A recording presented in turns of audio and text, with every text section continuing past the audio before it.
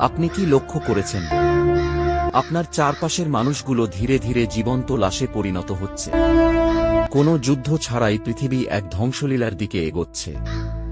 না, এটি কোনো ভূমিকম্প বা সুনামি নয়, এটি হলো মানসিক প্রলয়। কলিযুগের শেষলগ্নে মানুষের শরীর নয়, আগে মরবে তাদের আত্মা।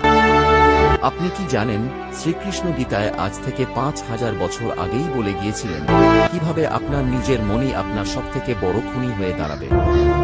ভিডিওটি শেষ পর্যন্ত দেখুন, নয়তো আপনার অজান্তেই আপনিও এই ধ্বংসের পথে হারিয়ে যাবেন। আজকের যুগে মানুষের হাতে সব আছে, কিন্তু মনে শান্তি নেই। অকারণে রাগ, মাঝরাতে হঠাৎ বুক ধড়ফড় করা আর একাকিত্ব, এগুলো কোনো সাধারণ অসুখ নয়। এগুলো হলো কলিযুগের সেই বিষাক্ত বাতাস যা আমাদের ভেতর থেকে কুড়ে কুড়ে খাচ্ছে।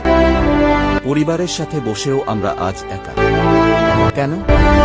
কারণ আমরা শ্রীকৃষ্ণের সেই অমোঘ সত্যকে ভুলে গেছি। আমাদের মন আজ এক নিয়ন্ত্রণহীন পাগলা ঘোড়ার মতো আমাদের ধ্বংসের খাদে নিয়ে যাচ্ছে। শ্রীকৃষ্ণ গীতায় বলেছেন, অশান্তস্য কুত সুখম, অর্থাৎ যার মন শান্ত নয় তার জীবনে সুখ আসবে কোথা থেকে? এই মানসিক নরক থেকে বাঁচার একটাই পথ। আপনার মনকে আপনার দাসে পরিণত করুন, তাকে আপনার মালিক হতে দেবেন না। ভগবান বলছেন, অভ্যাস এবং বৈরাগ্য, এই দুই অস্ত্রের সাহায্যেই আপনি আপনার অস্থির মনকে জয় করতে পারেন। প্রতিদিন মাত্র ৫ মিনিট নিজের ভেতরে তাকান, বাইরের এই বিষাক্ত কোলাহল থেকে নিজেকে সরিয়ে নিন।